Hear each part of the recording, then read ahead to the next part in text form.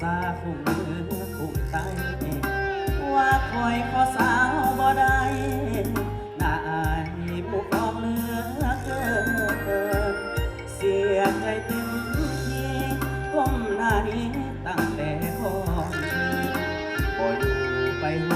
อดอื่นน่าอายคนเขาสิเว้าใส่ขอลาพ่อแม่เก็บเอาแพ้กระเป๋า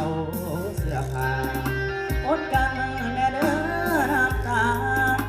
อย่าเฝ้าหลังออกหน้าผู้บ่เจ้าของตอนนี้กำลังอาบไอเสียหน้าเขาเป็นสายจึงขอไปตายดับหน้าดีกว่าเปิดอัดลานายซาเจ้าของมันจนสิ้นโสดน้องสวงเหลือล้นคนจนจึงได้ถอนตัวขอลาก่อนเด้ออายลาก่อนเด้อทวนหัวสามีบ่ได้เป็นผัวก็ย้อนบุญหัวอายน้อยบ่จักลายว่าเสียงคนซาดังเบิดหมู่บ้านบ่อยู่ให้คนเขายันสู่กัดฟันไปหน้าพอดคอย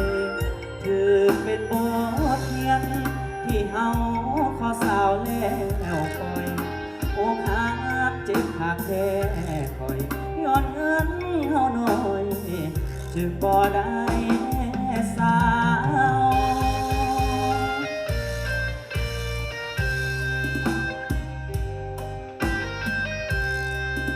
มีบอกเป็นโอหักบ้างไปที่ว่ามาห่วงงานไม่นี่นะให้อยู่ดีมีแง่รู้สึกสุขผลจะไปรองเรื่องและพิเศษตรงทางคณะกรรมการของเราเนาะ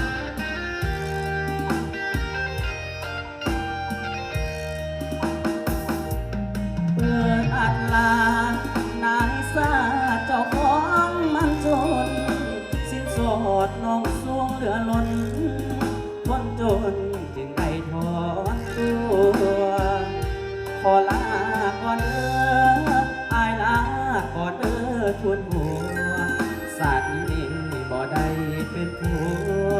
ก็ย้อนบุญหัวอายน้อยบ่จักลายว่าเสียงคนซาดังเบิดหมู่บ้าน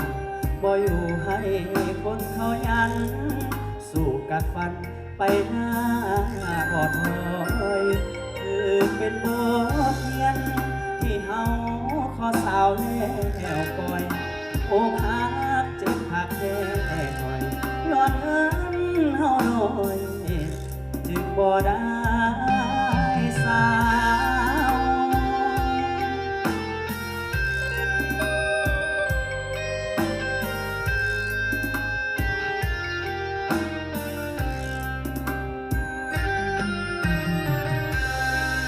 เอาขอบใจเลย